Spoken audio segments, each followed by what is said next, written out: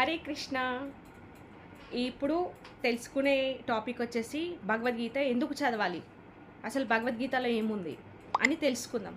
ఇప్పుడు భగవద్గీత చదవడం వల్ల మనకి ఏమొస్తుంది, మనకు టైం లేదు, బుక్ పట్టుకొని చదవాలి, ఇవన్నీ అంటే చాలా కష్టము. నాకు ఆఫీస్ ఉంటుంది, జాబ్ ఉంటుంది, నేను ఇంకా చదువుతుంటే నా పక్క వాళ్ళు వచ్చి ఏంట్రా ఇప్పుడు చదువుతున్నావు, అవసరమా నీకు, ఏముంది అందులో, నువ్వు జాబ్ చేసుకో హ్యాపీగా ఉంటుంది కానీ అందులో ఏముంది అని అంటారు.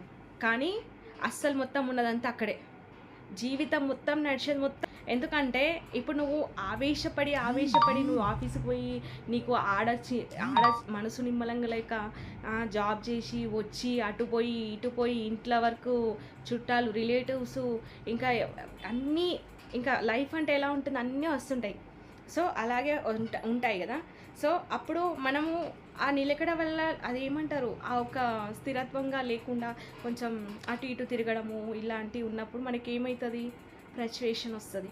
ఆ ఫ్రస్ట్రేషన్ వచ్చినప్పుడు ఏమవుతుంది, టెన్షన్స్, అరే ఈ టైంకి అయిపోవాలి, ఇది అయిపోలే ఇట్లా అన్ని టెన్షన్స్ ఉంటాయి కదా. అలా ఉండడం వల్ల మనకి ఏమవుతుంది, ఆవేశం పెరుగుతుంది. ఆవేశంలో మనం ఏం చేస్తామో అర్థం కాదు. సో ఇవన్నీ టెన్షన్స్కి చెక్ పెట్టడానికి భగవద్గీత యాక్చువల్గా చెప్పాలంటే. నిమ్మలంగా ఉండి ఎంతో అంత అనుకొని నిమ్మలంగా ఉండి ప్రశాంతంగా జాబ్ చేసుకుంటూ ప్రశాంతంగా అందరినీ మేనేజ్ చేస్తూ ఇంట్లో వాళ్ళని రిలేషన్ వాళ్ళని ఇట్లా అంతా మేనేజ్ చేస్తూ హ్యాపీగా ఉండాలి అనుకుంటే భగవద్గీత చదవాలి. భగవద్గీతలో చదివితే అప్పుడు మనకు ఆ పేషెన్స్ అనేది వస్తుంది. అంతేగాని భగవద్గీత చదవకుండా నేను ఇట్లా అట్లా అంటే పక్కన వాళ్ళని కంపారిజన్ చేసుకొని నేను ఇంకా నాకు 1,00,000 వస్తే ఇంకా నేను 2,00,000 సంపాదిస్తా అని చెప్పేసి అటు ఇటు అంతా ఇంత. భగవద్గీత చదివితే మనని మనం ఎలా ఆపరేట్ చేసుకోవాలో తెలుస్తుందన్నమాట. సో అలాగే ఒక వస్తువు కొన్నప్పుడు కూడా మనం ఎలక్ట్రానిక్ వస్తువులు కొన్నా, మన ఫ్రిడ్జ్ కొన్నా, వాషింగ్ మిషన్ కొన్నా, ఏది కొన్నా మనకి ఒక లీఫ్లెట్ ఇస్తారు. అంతే ఎందుకు, మెడిసిన్ కొన్నా కానీ దానిలో లీఫ్లెట్ ఉంటుంది.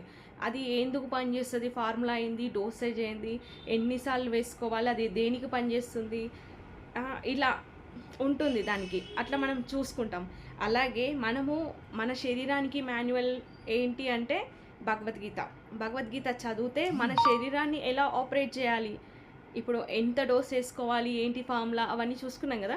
అలాగే మన శరీరాన్ని కూడా ఎలా ఆపరేట్ చేయాలి, ఏం చేయాలి, ఎట్లా అనేది కూడా తెలుస్తుంది అనమాట.